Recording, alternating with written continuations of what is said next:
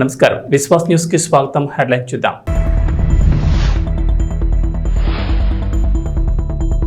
రాజధాని నిర్మాణ పనుల ప్రారంభానికి ముహూర్తం ఫిక్స్. ఏపీ మున్సిపల్ శాఖ మంత్రి నారాయణ కీలక అప్డేట్. ఏపీకి కేంద్రం మరో గుడ్ న్యూస్. 11 చోట్ల నగర వనాల ఏర్పాటు, తొలి విడతగా నిధుల విడుదల.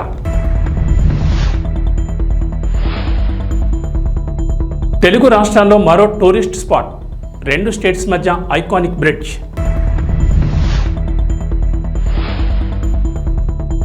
తెలంగాణకు రెయిన్ అలర్ట్, నేడు రాష్ట్రంలో భారీ వర్షాలు, పలు జిల్లాలకు ఎల్లో అలర్ట్ జారీ. తెలంగాణ ఆర్టీసీ ఉద్యోగులకు రవాణా శాఖ మంత్రి పొన్నం ప్రభాకర్ తీపి కబురు చెప్పారు. ఆర్టీసీ కార్మికుల బకాయిలను సాధ్యమైన త్వరగా చెల్లిస్తామని హామీ ఇచ్చారు. త్వరలోనే కార్మికుల అకౌంట్లలో డబ్బులు జమ అవుతాయని చెప్పారు. శనివారం బాగ్లింగపల్లిలోని ఆర్టీసీ కళాభవన్లో టీజీఎస్ ఆర్టీసీ ఆధ్వర్యంలో ఉత్తమ ఉద్యోగులకు ప్రగతి చక్రం పురస్కారాలు ప్రదానం చేశారు. ఈ సందర్భంగా మాట్లాడిన పొన్నం, ఆర్టీసీలో రాజకీయ జోక్యం ఉండబోదని చెప్పారు. ప్రయాణికులను సురక్షితంగా గమ్యస్థానాలకు చేర్చడమే సిబ్బంది ప్రధాన లక్ష్యం కావాలన్నారు. కొన్నేళ్లుగా కార్మికులకు చెల్లించాల్సిన క్రెడిట్ కోఆపరేటివ్ సొసైటీ సొమ్ము, డిఏలు, పీఎఫ్ తదితర బకాయిలను త్వరలో చెల్లించనున్నట్లు చెప్పారు. పెండింగ్ బాండ్ల సొమ్ము 200 కోట్లు చెల్లించాల్సి ఉందన్న మంత్రి పొన్నం, ఆర్థికంగా ఇబ్బందులున్న కార్మికుల సంక్షేమానికి చర్యలు చేపట్టామని తెలిపారు. ఆర్టీసీలో కొత్తగా 3035 నియామకాలు చేపట్టినట్లు వివరించారు. కొత్త బస్సులను సైతం కొనుగోలు చేస్తామన్నారు. తెలుగు రాష్ట్రాల మధ్య మరో టూరిస్ట్ స్పాట్ అందుబాటులోకి రానుంది. కృష్ణా నదిపై తెలంగాణ, ఏపీలను కలుపుతూ సోమశిల వద్ద కేబుల్ ఐకానిక్ బ్రిడ్జ్ నిర్మించనున్నారు. గతంలోని ఈ ప్రాజెక్టుకు ప్రతిపాదన రాగా తాజాగా కేంద్రం కీలక అప్డేట్ ఇచ్చింది. కేబుల్ బ్రిడ్జ్ నిర్మాణానికి వచ్చే నెలలో టెండర్ల ప్రక్రియ ప్రారంభించేలా చర్యలు తీసుకోనున్నట్లు కేంద్ర రహదారి రవాణా శాఖ మంత్రి నితిన్ గడ్కరీ వెల్లడించారు. తెలంగాణలోని వివిధ జాతీయ రహదారుల పనుల గురించి రాష్ట్ర పర్యాటక శాఖ మంత్రి జూపల్లి కృష్ణారావు కేంద్ర మంత్రిని కలిసి విజ్ఞప్తి చేశారు. ఈ సందర్భంగా కేబుల్ బ్రిడ్జ్ నిర్మాణంపై గడ్కరీ కీలక అప్డేట్ ఇచ్చారు.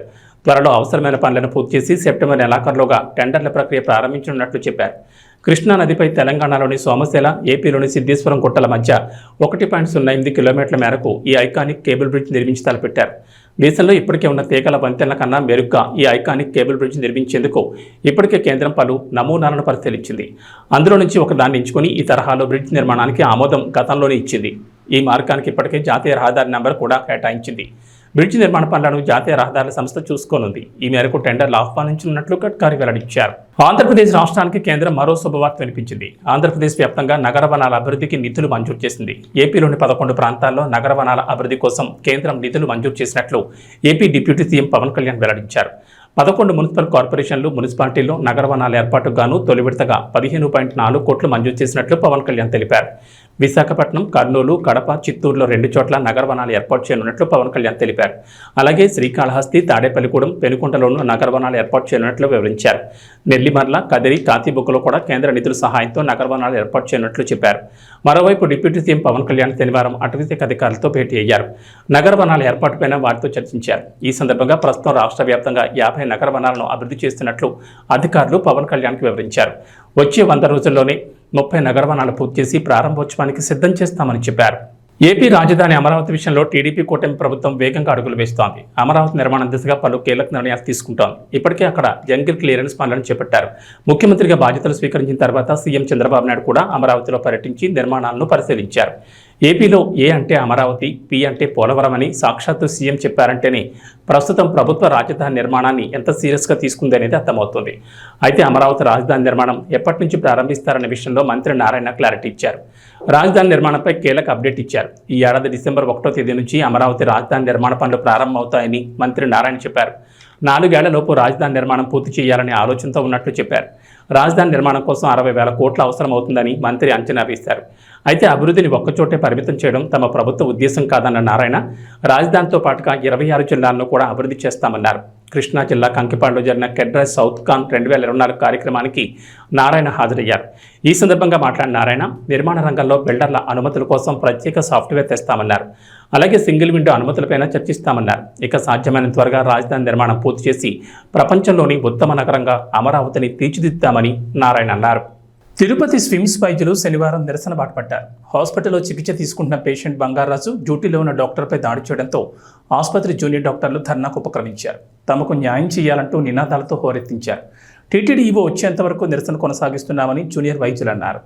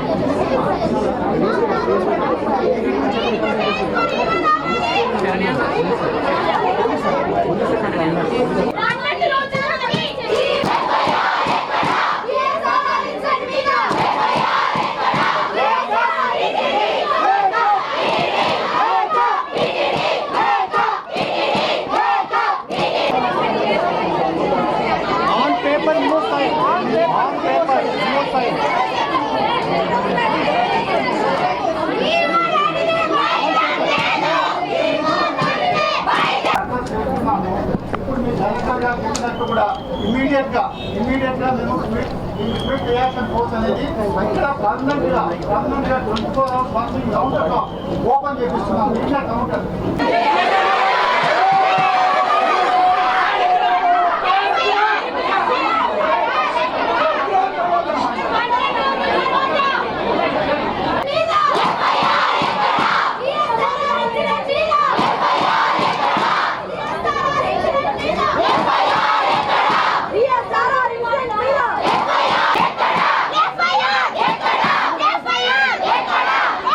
ఒక డాక్టర్ని ఇంటర్న్ డాక్టర్ని ఒక పేషెంట్ అటెండర్ వచ్చి జుట్టు పట్టి లాగి బల్లకేసి గుద్ది కొట్టాడండి. అప్పుడు ఎవరు లేరు అక్కడ సెక్యూరిటీ, డాక్టర్లే వచ్చారు. మేల్ రెసిడెంట్ ఒక డాక్టర్ ఉంటే ఆ డాక్టర్ వచ్చి కాపాడాడు. పడిపోయింది ఆ అమ్మాయి, ఇక్కడ దెబ్బ కూడా తగిలింది. ఆ అమ్మాయికి మానసిక పరిస్థితి కూడా ఇప్పుడు బాగాలేదు. అంటే ఇప్పుడు మేము అడిగే వరకు మీరు పట్టించుకోరా? సెక్యూరిటీ మీకై మీరు కల్పించేది ఉండదా? ఇప్పుడు అక్కడ మేము వాళ్ళని మేమే కాపాడాలి, మమ్మల్ని మేమే కాపాడుకోవాలంటే ఎలా కుదురుతుంది? ఇది చాలా చాలా చాలా తప్పు. మేము 12 రోజుల నుంచి ప్రొటెస్ట్ చేస్తున్నాం బయట. ఎవ్వరు ఒక్కరు కూడా కదిలి వచ్చి మాతో వచ్చి మాట్లాడలేదు. ఇప్పుడు ఈఎండి దగ్గర ఇప్పుడు ఇంత పెద్ద ప్రొటెస్ట్ చేస్తుంటే ఒక్కొక్కరు వస్తున్నారు. ఇప్పుడు కూడా ఈఓ గారు రావట్లేదు. ఈఓ గారు వచ్చి మాకు పేపర్ పైన సంతకం చేస్తేనే మా డిమాండ్స్ అన్నింటినీ ఓకే చెప్తేనే మేము ఇక్కడి నుంచి కదులుతాము. ఎవరు ఈఎండి డ్యూటీస్ కూడా చేయట్లేదు. ఇప్పుడు మా బాధలు అవి. అది సామాజిక బాధ్యతతో పేదింటి వారిని ఎంచుకుని సామూహిక వివాహాలు చేస్తున్న పబ్బ శ్రీనివాస్ వాసవి దంపతులు సమాజానికి ఆదర్శప్రాయులని కంటోన్మెంట్ శాసనసభ్యుడు గణేష్ అన్నారు. డైమండ్ పాయింట్ వద్ద ఏర్పాటు చేసిన కార్యక్రమంలో త్వరలో జరగబోయే సామూహిక వివాహాలకు సంబంధించిన గోడపత్రికను ఆవిష్కరించారు. నవంబర్, డిసెంబర్ మాసాల్లో 116 జంటలకు పెళ్లి వేడుకతో పాటు అన్ని ఏర్పాట్లు చేసి తమ సొంత ఖర్చుతో వివాహాలు జరిపించనున్నట్లు తెలిపారు. తాళిబొట్టు, బంగారం, వివాహ విధితో పాటు భోజన సౌకర్యం కూడా కల్పించనున్నట్లు వెల్లడించారు. పేద ప్రజలకు సహాయం చేయాలన్న ముఖ్య ఉద్దేశంతో 116 జంటలకు వివాహాలు చేయనున్నట్లు తెలిపారు. ప్రస్తుత సమాజంలో నిరుపేద ప్రజలు పెళ్లిళ్లకు అయ్యే ఖర్చును భరించలేక ఆర్థిక స్థితి సరిగా లేని పరిస్థితి ఏర్పడిన నేపథ్యంలో ఇలాంటి సామాజిక దృక్పథంతో కూడుకున్న కార్యక్రమాలు ఎంతగానో దోహదపడతాయని అన్నారు. ఈ సందర్భంగా కంటోన్మెంట్ శాసనసభ్యుడు గణేష్ మాట్లాడుతూ తన వంతుగా సహాయ సహకారాలు అందించడంతో పాటు ప్రభుత్వం తరపున షాదీ ముబారక్, కళ్యాణ లక్ష్మి చెక్కులను కూడా అందించేందుకు కృషి చేస్తానని హామీ ఇచ్చారు.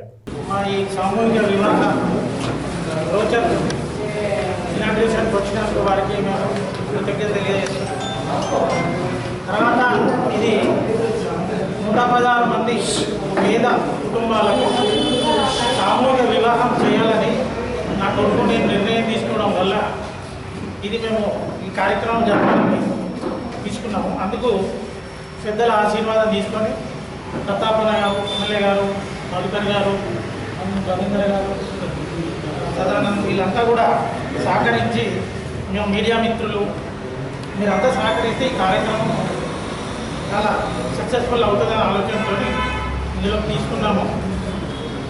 మీరందరూ కూడా మాకు ఈ కార్యక్రమాన్ని అంటే ఈ సభ్యులు కావాలి.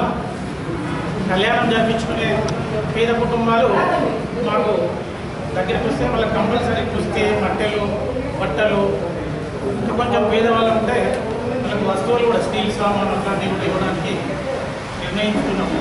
కాబట్టి దయచేసి మీరంతా కూడా దీన్ని సహకరించి మన ఎమ్మెల్యే గారు కూడా వారి కాలనీలో ఉన్నటువంటి వాళ్ళని తీసుకుంటే ఈ కార్యక్రమం ముందుకు చూస్తున్నా. ఇది కూడా పెద్ద ఎత్తున అంటే ఇంపీరియల్ గార్డెనో లేదంటే పేదల గ్రౌండో ఎక్కువనో ఈ కార్యక్రమం కంపల్సరీ చేస్తాము. అయితే ఒక కుటుంబానికి 50 నుంచి 100 మందికి భోజనాలు కూడా ఏర్పాటు చేస్తాం. భోజనాలు కూడా మేమే అరేంజ్ చేస్తాం. అందరూ కూడా జూబ్లీ బస్టాండ్ నుండి షామీర్పేట్ వరకు, ప్యారడైజ్ కోడల్ నుండి మేడ్చల్ వరకు ఫ్లైఓవర్ల నిర్మాణానికి మొట్టమొదటిసారి రక్షణ శాఖ భూములను ఇచ్చి హైదరాబాద్ అభివృద్ధికి కేంద్ర ప్రభుత్వం సహకరిస్తోందని మల్కాజ్గిరి ఎంపీ ఈటెల రాజేందర్ తెలిపారు. కంటోన్మెంట్ బోర్డు కార్యాలయంలో బ్రిగేడియర్ అధ్యక్షుడు జరిగిన సమావేశంలో MLA Ganesh, MP Etela Rajender, board chairman Ramakrishna, CEO Madhukar Naik అధికారులు పాల్గొన్నారు.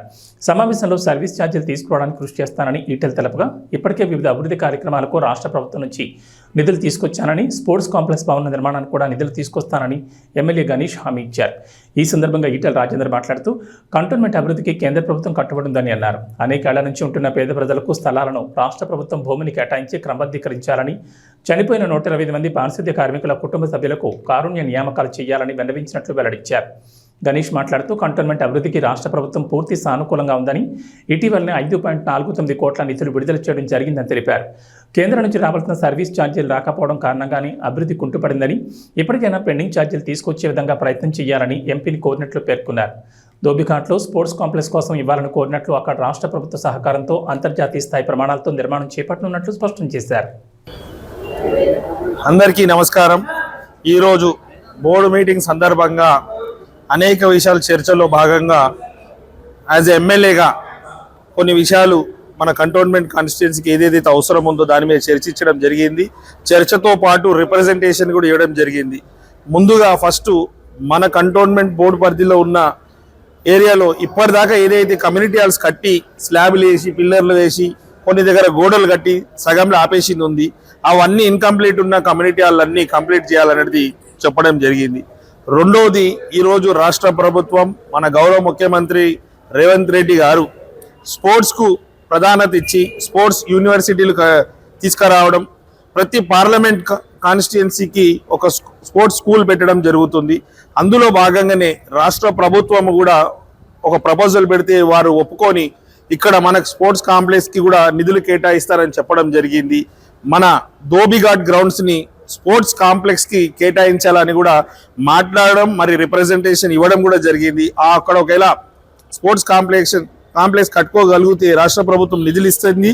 కంప్లీట్ అయితే మన దగ్గర ఎంతో మందికి స్పోర్ట్స్ మెన్ని తయారు చేయడానికి, స్పోర్ట్స్ గర్ల్స్ కావచ్చు, ఉమెన్స్ కావచ్చు, స్పోర్ట్స్ మెన్స్ని కూడా తయారు చేసి అంతర్జాతీయ స్థాయిలో పోటీలో పాల్గొనే సామర్థ్యం మన దగ్గర ఉన్నా కూడా సరైన వసతులు లేక స్పోర్ట్స్ మెన్లు రాణించలేకపోతున్నారు.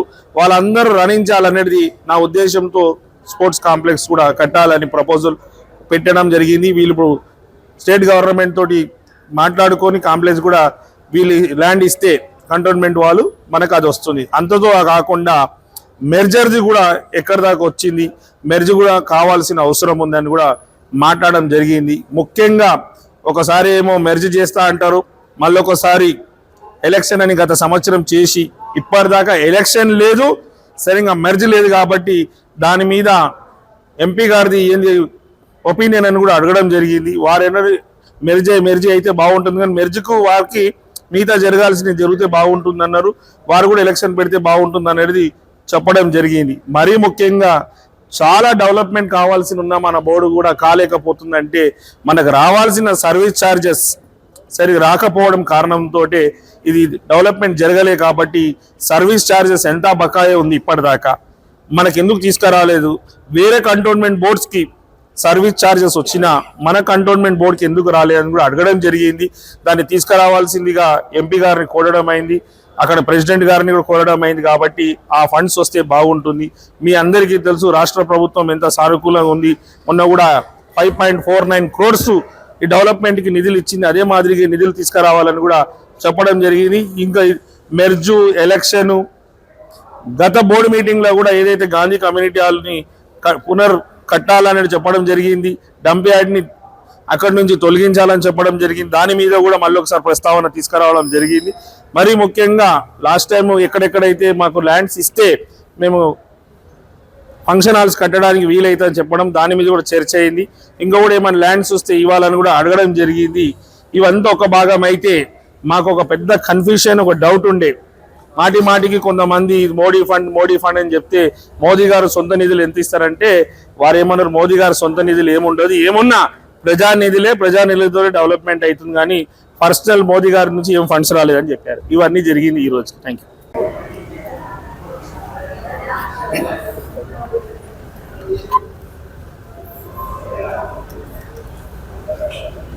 కంటోన్మెంట్ బోర్డు నుంచి, కంటోన్మెంట్ ఏరియా నుంచి ఇలా జూబ్లీ బస్ స్టాండ్ నుంచి మొదలుపెట్టి షామీర్పేట వరకు నిర్మాణమైనటువంటి ఫ్లైఓవర్ కానీ, పారడైజ్ చౌరస్తా నుంచి మొదలుపెట్టి మేడ్చల్ వరకు నిర్మాణమైనటువంటి రెండింటి విషయంలో కేంద్ర ప్రభుత్వం మొట్టమొదటిసారిగా రక్షణ రంగానికి సంబంధించిన భూమిని ఇచ్చి హైదరాబాద్ అభివృద్ధికి తోడ్పాటు అందిస్తూ ఉంది. కాబట్టి ఇవాళ 200 ఫీట్ల విడ్త్ అనేటువంటి కాన్సెప్ట్ కంటే కూడా హైట్ ఎక్కువ నిర్మాణం చేసి కొంత విడ్త్ కింది లెవెల్లో విడ్త్ తగ్గించి మోడర్నైజేషన్కి ఎక్కడ విఘాతం కలగకుండా ఉండే పద్ధతి 120 ఫీట్లో 130 ఫీట్లో ఇక్కడ కార్ఖానా లాంటి ఏరియాలలో మీకు తిరుమలగిరి లాంటి ఏరియాలలో విపరీతంగా షాపులు నష్టపోతున్న ఆస్కారం ఉంది కాబట్టి అట్లాంటి ప్రపోజల్ డెఫినెట్గా ఇస్తాము.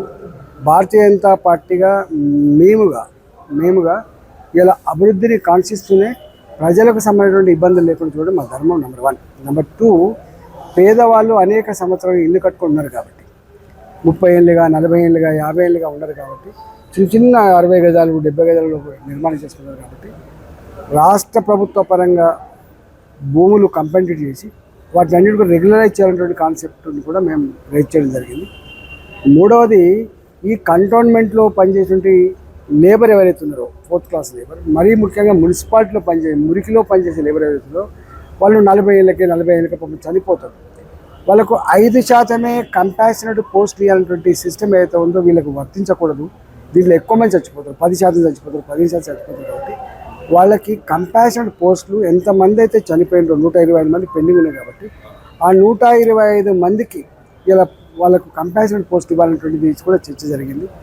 4వది ఏంటంటే మురికి కాలువ నిర్మాణం కావచ్చు, పార్కుల నిర్మాణం కావచ్చు, ఇవాళ అక్కడక్కడ కొంత డీవియేషన్స్ ఉంటాయి, చిన్న డీవియేషన్ కావచ్చు, ఇట్లాంటి వాటి మీద ఒక వ్యూ తీసుకొని ప్రజలకు ఎక్కడ ఇబ్బంది కలగని పద్ధతిలో, మరీ ముఖ్యంగా పేదలకు ఇబ్బంది కలగని పద్ధతిలో కంటోన్మెంట్ బోర్డు ప్రతినిత్యం పనిచేయాలని చెప్పుకోండి. మిస్టర్ బచ్చన్ సినిమా ఎంతటి ట్రోలింగ్ ఎదుర్కొంటుందో ప్రత్యేకంగా చెప్పాల్సిన పని లేదు. హరీష్ శంకర్ తీసిన వర్స్ట్ చిత్రంగా ఈ మిస్టర్ బచ్చన్ నిలిచేలా ఉంది. ఆయన రీమేక్ చేస్తే మినిమం గ్యారంటీ అనే వాదన ఉండేది. కానీ ఈ మిస్టర్ బచ్చన్తో ఆ పేరు కూడా పోయింది. హరీష్ శంకర్ ఇంత నాసిరకంగా సినిమా చేస్తాడని ఎవరు ఊహించుంటారు. రవితేజ ఫ్యాన్స్ సైతం ఈ మిస్టర్ బచ్చన్ను చూసి తిట్టేశారు. అంతలా దారుణమైన విమర్శలను హరీష్ శంకర్ ఎదుర్కొంటూ వస్తున్నాడు. నిర్మాత టీజీ విశ్వప్రసాద్ తాజాగా ఓ ఇంటర్వ్యూలో మిస్టర్ బచ్చన్ మీద స్పందించారు. సినిమా ఫ్లాప్కి గల కారణాలను విశ్లేషించాడు. మూవీ అయితే మరీ అంత బ్యాడ్ కాదని, ఫస్ట్ హాఫ్ బాగుంటుందని అన్నాడు. ఎంటర్టైనింగ్గానే ఉంటుందని చెప్పుకొచ్చాడు. సెకండ్ హాఫ్లో కొన్ని తేడా కొట్టేశాయని ఒప్పుకున్నాడు. మా వైపు కాస్త పాజిటివిటీ ఉన్నా మేము పోరాడేవాళ్ళమని విశ్వప్రసాద్ చెప్పుకొచ్చారు. మీడియాతో ఇచ్చిన ఇంటర్వ్యూల వల్ల గబ్బు అయిందంటూ చెప్పుకొచ్చారు. ఇక వాతావరణ విషయానికి వస్తే తెలంగాణకు హైదరాబాద్ వాతావరణ శాఖ అధికారులు మరోసారి రెయిన్ అలర్ట్ జారీ చేశారు. రాష్ట్రంలో ఇవాటి నుంచి 5 రోజుల పాటు భారీ వర్షాలకు ఛాన్స్ ఉందని చెప్పారు. ఈ మేరకు పలు జిల్లాలకు ఎల్లో అలర్ట్ జారీ చేశారు. ప్రజలు ఇళ్లకే పరిమితం కావాలని, అత్యవసరమైతే తప్ప బయటకు రావద్దని హెచ్చరించారు. తెలంగాణలో వర్షాలు వేయడం లేదు. రాష్ట్రంలో ప్రతిరోజు ఏదో ఒక మూల వర్షాలు కురుస్తూనే ఉన్నాయి. తాజాగా మరోసారి రాష్ట్రానికి వర్ష సూచన జారీ చేశారు హైదరాబాద్ వాతావరణ శాఖ అధికారులు. ఇవాళ రాష్ట్రంలో పలుచోట్ల భారీ వర్షాలు కురుస్తాయని చెప్పారు. ఉత్తర పశ్చిమ బెంగాల్, ఈశాన్య జార్ఖండ్ ప్రాంతాల్లో అల్పపీడనం ఏర్పడిందని వాతావరణ శాఖ అధికారులు వెల్లడించారు.